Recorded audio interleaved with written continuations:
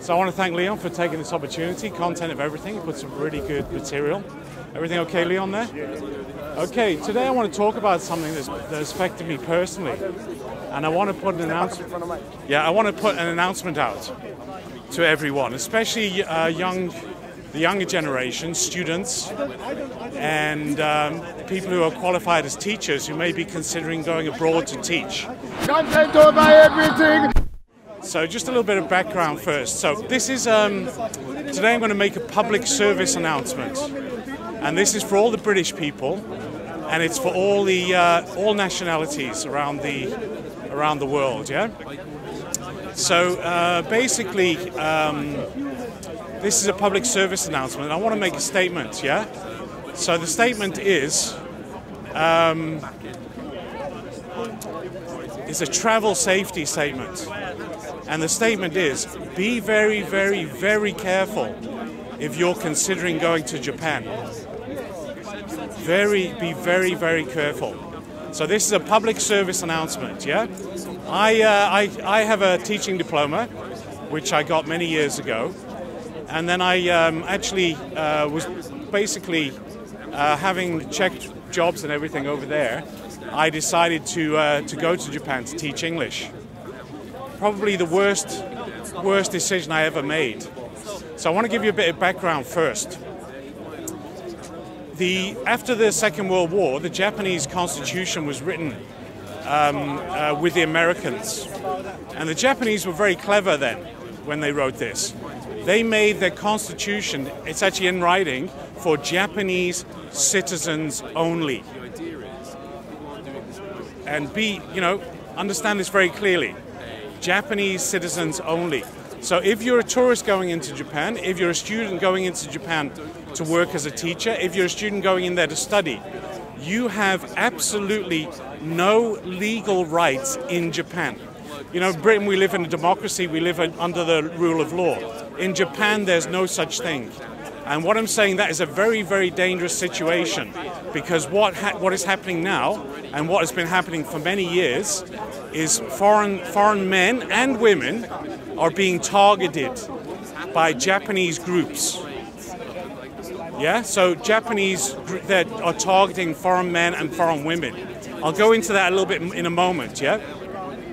So I'm putting out a public service announcement to let everybody know that I would say if you're considering going to Japan and the Northeast Asia, including China, they have similar laws. We all know about China human rights abuse, and South Korea, certainly not North Korea, but Japan in particular. Now, what's actually happening in Japan? There are families that have become indebted to groups. So you can imagine organized crime groups, certain groups, money lending groups, etc., etc. Now they reach a point where they reach the end of the road. You know, the suicide rate in Japan is so high compared to the Western world. About 40,000 people commit suicide every year. And that's down to financial problems, yeah? So what a lot of, this is organized, by the way, this is well organized. So what a lot of people, Japanese women are now turning to are targeting foreign men that are in the country. I myself was targeted, yeah? So they're targeting foreign men in the country for basically arranged marriages and fake marriages, yeah? So what actually happens after that, you know, maybe children come along, maybe they do, maybe they don't. But what these Japanese women, single, they don't want to be married to Japanese men. They are single Japanese women. What they're doing is getting pregnant by foreign men, getting married to foreign men, and then they're using the children to get financial resources from the Japanese government. Now, this goes a little bit deeper. I think the Japanese government are involved in this to boost their population. Up until about 15, 20 years ago, the Japanese population started declining. Why? Because the Japanese people, especially the young generation, are no longer getting married because they understand if they have a family and they have children, those children have, you know, if there's a divorce situation, I'll have to explain something here. In Japan, if there's a divorce and there's children, the custody only goes to one parent only. So that has been around since the 17th, 18th century. The Japanese family law hasn't changed for a long time, and it was basically started in the 1800s.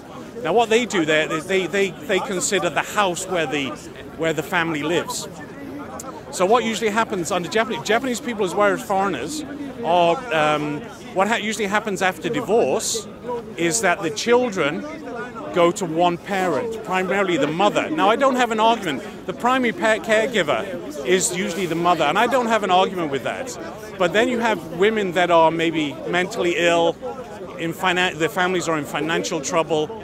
They are starting to target men in order to get their family. They obviously, in my case, the family had a really big debt. I found that out later, but the family had huge debts. We're talking millions here. And I won't go into, it's a bit personal in my case, I won't go into details. But if there's anybody who wants to get in touch with me, you can get in touch with me via Instagram. There's an email link on my Instagram, EcoDaveMedia. If you want to discuss this, if you're also going through hard times because of this, you've been to Japan and there are thousands of men and women now going through this. And what is also happening is that Japanese women are going abroad, having children, then shooting back to Japan, and either married or non-married, but shooting back to Japan, and then the Japanese government doesn't do anything about these. There's even thousands of American kids now in Japan. It's a bit of a black hole for children, actually. It's once you understand Japan, I was there many years, but the Japanese women are now targeting children, obviously going abroad, let's say in America. There are thousands of American citizens being taken back to Japan. The Japanese government is doing nothing about it. This is on a mass scale. There are now thousands, I would say tens of thousands, if not hundreds of thousands of children now under the control of the Japanese government, because this is happening. The women are going back to Japan, and everything I'm saying here, please research this. You can go to please Google or YouTube parental child abduction in Japan, and go to crnjapan.com. Sorry, crnjapan.com. They're like out of Japan. They're like an NGO organization that deals with many cases. So the Japanese government, this seems to be organized. Yeah, the Japanese government seemed to be organizing this to boost the population. About 20, 30 years ago, they recognized their population was dwindling. A third of the Japanese population is now over 65. Think about that. 120 million people, 40 million people are above the age of 65. So they're obviously, the Japanese government are very, very, they're planning for the future. Now, the Japanese men and women, especially the young generation, aren't getting married because they understand the pitfalls. If you get divorced in Japan, one parent will lose their children completely, never see them again. Never know what even happens to them. Yeah. So the young generation now. The young generation is deciding, no, I'm not going to get married because I won't put myself in such a dangerous situation. Yeah? So what the Japanese government, as well with organized groups, are doing is trying to boost the Japanese population by targeting foreign people, by targeting foreign men and women for marriage, having children. In my opinion, it's rape, basically. Having children and then divorce. And if they're in America, they go back to Japan and they get lost in, the Japanese government doesn't do anything. There's petitions in the American government now about this, but not one single child has been returned to America. These are American citizens. American citizens with their Japanese mother who went abroad to get married in order to go back to Japan. And then you're going to ask, why are they doing this? So having done my research, please check every detail I'm telling you now you can check online. Why are they doing this? Because per child in Japan over the course of 20 years, they can get $150,000 from the government over a period of 20 years. So Japanese women that are in debt, Japanese women who see it as a business opportunity, are getting paid by the Japanese government $150,000 over the course of 20 years. So this has become a business in Japan. This is a business. And who's it run by? It's run by organized groups. Yeah? And I'm speaking from UK here, and I'm speaking from experience. I had about 15 friends who went through a similar story when I was in Japan. I've been back in the UK quite a long time, but I went back. When I was living there, I had about 15 friends over the course of a few years who went through the exact same template.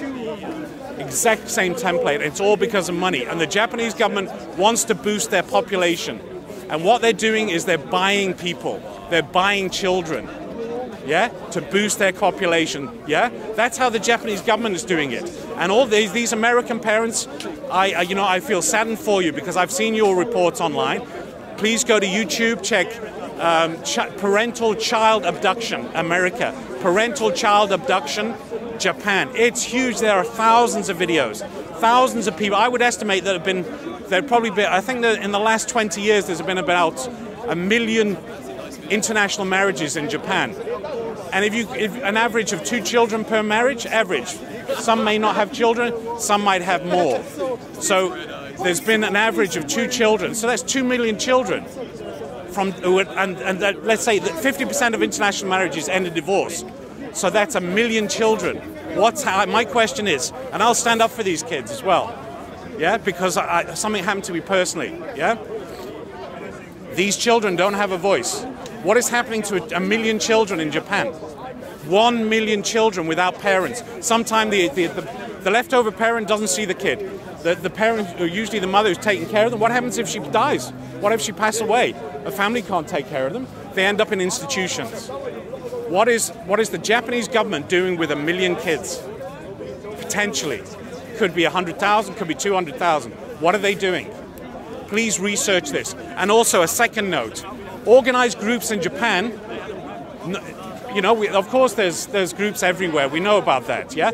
But organized groups in Japan used organized crime for their job. There's 100,000 organized crime people in Japan getting paid, and they're upfront about it, yeah?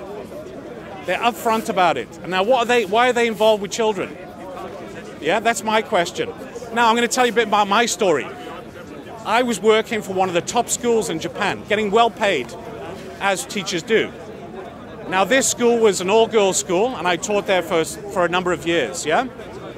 The chancellor of this school was the brother of the deputy prime minister of Japan. The chancellor was the brother of the deputy prime minister of Japan. He's still the deputy. His name is Taro Aso. And I don't mind saying it on camera. Because what happened to my children, Taro? Did you target my children? Yeah? There's something very wrong in Japan when deputy prime ministers are targeting children. Now it's out there. I put in provision. If anything happens to me, I put in provisions for this. Yeah? And everything will be out in the media, in the public. Yeah? So I have friends I've already put this to. Yeah? But I want to question, what is the deputy prime minister of Japan? Why is he involved with this? Yeah? With 100,000, 200,000, 1 million children. Look at this. I was in a school, working at a school, where the brother of the deputy prime minister was the chancellor of that school. Was I targeted? Were my children targeted? I know my children were targeted because of financial debt. Yeah? So what I'm saying to you, the Rugby World Cup is next year. I would advise anybody with children, don't go to the World Cup, because you can go to Japan and something could happen. Your children could get taken by organized crime or whatever, or by the government, and the police will do nothing, the courts will do nothing, and the government will certainly do nothing. The Olympic Committee, you should be ashamed for sponsoring a country like Japan for the Tokyo 2020 Olympics when they're abducting children there. How can anybody go to the Olympic Games in 2020 when they have a history of abducting children? Anybody who's thinking about going to the Olympic Games in 2020 would really have, I would tell you, please go online and research this. And I would sternly warn you not to take your children into Japan. I'm telling you, if you think you're going to Japan, it's not a safe country. People think it's a safe country. Once you understand Japan, it's a very dangerous place. But if you are considering going to the Olympic Games in 2020 and you're taking children, those children could go missing. And the police will do nothing. In fact, please research Lucy Blackman. She was a UK citizen. She got murdered in Japan. Yeah? And there's a lot of cases, yeah? But if you're considering going to the Olympic Games in 2020, please do your research. And I would sternly warn anybody against going to Japan in 2020. If you have children, those children could be taken. The police will do nothing. The courts will do nothing. And the government will do nothing. Because in the Japanese constitution, foreigners have no rights in Japan. Absolutely zero rights in Japan. Zero rights in Japan.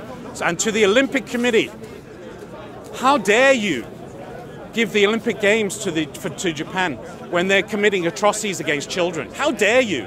Against my children. Yeah? How dare you? So please boycott. No, I don't. This is not a debate. This is not a debate. Speaker's corner. No, this is not. So no, this is just a present. So later, if you want to ask me, later. Okay. No. So please, I'm going to end this now. The Olympic Committee, please think again about having the Olympic Games in Japan, because I tell you, people should not go to the Olympic Games. People should not go to the World Cup. They should totally boycott Japan. Japan is one of the most dangerous countries in the world. You can have your children taken away from you as a foreigner, even if they're foreign citizens. And that's all I'm going to say at this moment. I will be putting more on camera at a later stage. A lot of evidence has gone to associates here. So anything happens to me, this is public knowledge now in the UK. This is a public service announcement. Don't go to Japan. And to the Olympic Committee, you should be ashamed of yourself supporting a government with the Olympics that are kidnapping and abducting children. Thank you.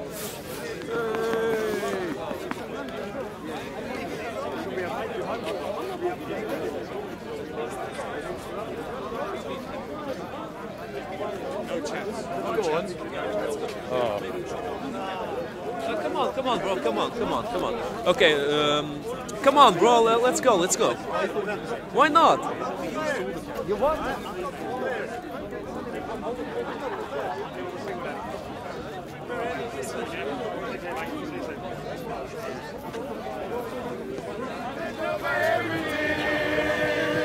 Content over everything. From your Benelli. Man, say it straight. Man, don't listen to BBC. Man, don't listen to ITV. We've got the facts in front of Listen.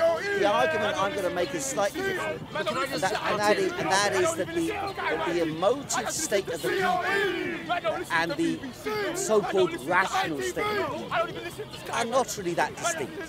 They're not so clearly segregated as people like to imagine, as if there's just somewhere out there, there's the clever, legalistic, knowledgeable, scientific data, and somewhere else, there's